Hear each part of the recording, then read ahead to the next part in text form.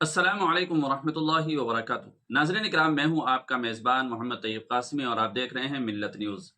नाज़रीन, आज हम एक निहायत अहम पेशरफ्त पर गुफ्तगू करेंगे जिसने मुल्क भर के मुसलमानों, दीनी इदारों और समाजी हलकों की तवज्जो अपनी तरफ मबजूल कर ली है। इत्तलाआत के मुताबिक 24 जुलाई 2026 को नई दिल्ली में मुस्लिम सियासी रहनुमाओं और मुख्तलिफ मुस्लिम तंजीमों के नुमाइंदों का एक अहम इजलास मुनक्किद होने जा रहा है। इस इजलास में मुल्क के मौजूदा हालात, यकसा सिविल कोड यानी यूसीसी, मुख्तलिफ रियासतों में मसाजिद और मदारिस के खिलाफ बुलडोजर कार्रवाइयों, उत्तराखंड में मदारिस से मुताल्लिक मामलात और मुसलमानों को दरपेश दीगर अहम मसाइल पर तफसीली गौर व खोज किया जाएगा। आइए जानते हैं कि इस इजलास की अहमियत क्या है, कौन कौन इसमें शरीक होगा, किन निकात पर बात होने की तवक्को है और इसके मुमकिन असरात क्या हो सकते हैं। सबसे पहले अगर हम इजलास के शुरका की बात करें तो इत्तलाआत के मुताबिक उसमें मुख्तलिफ सियासी जमातों से ताल्लुक रखने वाले मुस्लिम रहनुमा शिरकत करेंगे। उनमें कांग्रेस के सीनियर रहनुमा सलमान खुर्शीद, आल इंडिया मजलिस इत्तिहादुल मुस्लिमीन के सदर और रुकन पार्लियामेंट असदुद्दीन ओवैसी, समाजवादी पार्टी के रुकन पार्लियामेंट मौलाना मुहिबुल्लाह नदवी समेत मुस्लिम अवामी नुमाइंदों की शिरकत मुतवक्के है। दूसरी जानिब मुल्क की अहम मजहबी और समाजी तंजीमों के नुमाइंदे भी इस इजलास में शिरकत करेंगे। उनमें जमियत उलमा हिंद के सदर मौलाना अरशद मदनी, दूसरी जमियत उलमा हिंद के सदर मौलाना महमूद असद मदनी, जमात इस्लामी हिंद, जमात अहले हदीस और all India Muslim personal law board के नुमाइंदों की शिरकत की इत्तलात सामने आ रही है।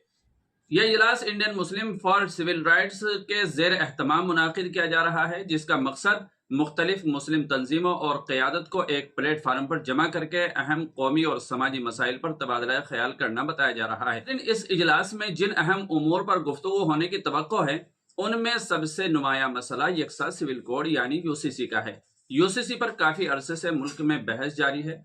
उसके हामी उसे सब शहरियों के लिए यकसा कानून करार देते हैं, जबकि मुख्तलिफ मुस्लिम तंजीमें और दीगर बाज हल्के अपने मजहबी और आईनी तशवीश का इजहार करते रहे हैं। इम्कान है कि इजलास में इस मौजू पर मुख्तलिफ राय सामने आए और आइंदा की हिकमत अमली पर तबादला ख्याल भी हो। इसी तरह मुख्तलिफ रियासतों में मसाजिद, मदारिस और दीगर मजहबी अमलाक के खिलाफ होने वाली बुलडोजर कार्रवाइयों पर भी गुफ्तगू मुतवक्के है। इन कार्रवाइयों के हवाले से मुख्तलिफ हलकों में मुख्तलिफ आरा मौजूद हैं और मुतअद्दिद मामलात अदालत तक भी पहुंचे हैं। इजलास में शरीक नुमाइंदे इन मामलात की कानूनी, आईनी और समाजी पहलुओं पर अपने ख्यालात पेश कर सकते हैं। इसके अलावा उत्तराखंड में मदारिस से मुताल्लिक पेशरफ्त और वहाँ दीनी इदारों को दरपेश मसाइल भी इजलास के अहम निकात में शामिल बताए जा रहे हैं। जराये के मुताबिक इजलास में मुसलमानों को दरपेश मौजूदा चैलेंज, तालीम, समाजी तरक्की, कानूनी इमदाद, सियासी नुमाइंदगी और आईनी हुकूक के तहफ़्फ़ुज़ जैसे मौज़ूआत पर भी गुफ्तगू हो सकती है, ताकि मुस्तक़बिल के लिए एक मुश्तरका लाइहा अमल पर गौर किया जा सके। कुछ मीडिया रिपोर्ट्स में यह भी कहा गया है कि इजलास के दौरान इस सवाल पर भी तबादला ख्याल हो सकता है कि अगर मुसलमानों को इंसाफ के हुसूल में मुश्किलात पेश आएं और आईनी और जमहूरी दायरे में रहते हुए कौन से रास्ते इख्तियार किए जा सकते हैं। बाद रिपोर्ट्स में अदम ताउन तहरीक या इंतखाबात के बाइकाट जैसे ख्यालात का भी जिक्र आया है।